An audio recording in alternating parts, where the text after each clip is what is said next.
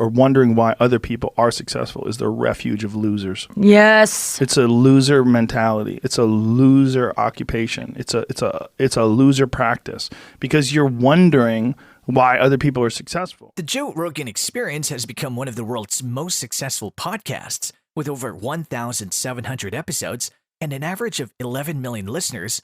A lot of people are Joe Rogan mega fans, and it's easy to see why. The 54-year-old American stand-up comedian and UFC color commentator has charisma and curiosity in spades. Many digital commentators say the Joe Rogan Experience is the most influential platform on the internet, and they could be right. However, Rogan has become an important peripheral figure in the so-called online culture wars for reasons other than smoking a big fat bifta with the world's richest person. In fact, you and I were talking about social media before this, about just not having Instagram on your phone and not dealing, and you feel better. Yes, I think that one of the issues with social media that's been pointed out by many people is that I think maybe particularly Instagram, people look like they have a much better life than they really do. Jordan Peterson appeared on JRE, and he said that he has been trying to find out why Joe is so successful, and that he believes Joe is far smarter than most people think, which is pretty intriguing. And I've been trying to figure out why you're so successful. And you're a lot smarter than anyone might think. Dr. Jordan B. Peterson is an accomplished psychology professor as well as a well-known internet personality. Joe, according to Jordan, is a strange combination because he's aware that his persona doesn't scream intellectual, but he's damn brilliant and tough as a bloody boot, and he asks really provocative questions despite the fact that he is provocative. So Joe's personality in this extended form appears to suit each other very well, and he is also quite good at exploring topics he doesn't understand rather than assuming he knows what he's talking about. He stated that Joe takes the listeners on an exploring journey, but what has driven him to superstardom in some ways is not just his ability, which is not inconsequential, but the fact that he's on this massive technological wave and is one of the early adopters. Jordan continued, "The spoken word is now as strong as the written word, which has never happened before in human history, and we're on the cutting edge of that for better or worse. The spoken word is simply powerful, which is why it's so accessible to people who don't have the time to read well or are caught in traffic. Maybe 10 times as many individuals can listen to difficult material as can read complex information in terms of their ability to process it. We don't even know if it's the same, but it's certainly simpler to listen to."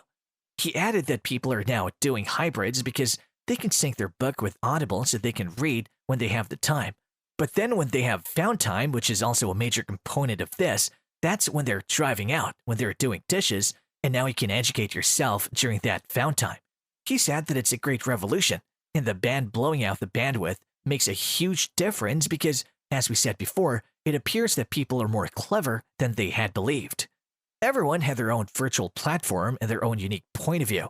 They are interested in holding discussions and pursuing knowledge advancement. More crucially, they're profiting from the extended form, and the fact that this is possible is a reflection of this technological revolution, which may be substantial. All of this is encouraged by YouTube and podcasts. What's new about that? There are no bandwidth restrictions, no barriers to entry, and the possibility of dialogue because people cut up YouTube videos into chunks and make their own comments on it. It's a whole new communication technology with no interference from executives, producers, and all these other people who have their own biases. Yes, unmediated is gigantic, and this is part of the reason he feels Joe Rogan is popular. Joe, according to him, has a perfect mix of competent output because there is nothing excessive about it. It's competent, but only to the extent that he knows. Joe also doesn't edit it. It's almost as though what you see is what you get. Everyone seems relieved that they can make their own decisions, even though he believes that if you're going to have an honest dialogue, you can choose what to leave in and what to take out. He stated that Joe is a very open person who talks about anything that interests him, regardless of what other people say. He's also quite honest and doesn't do anything for extra attention.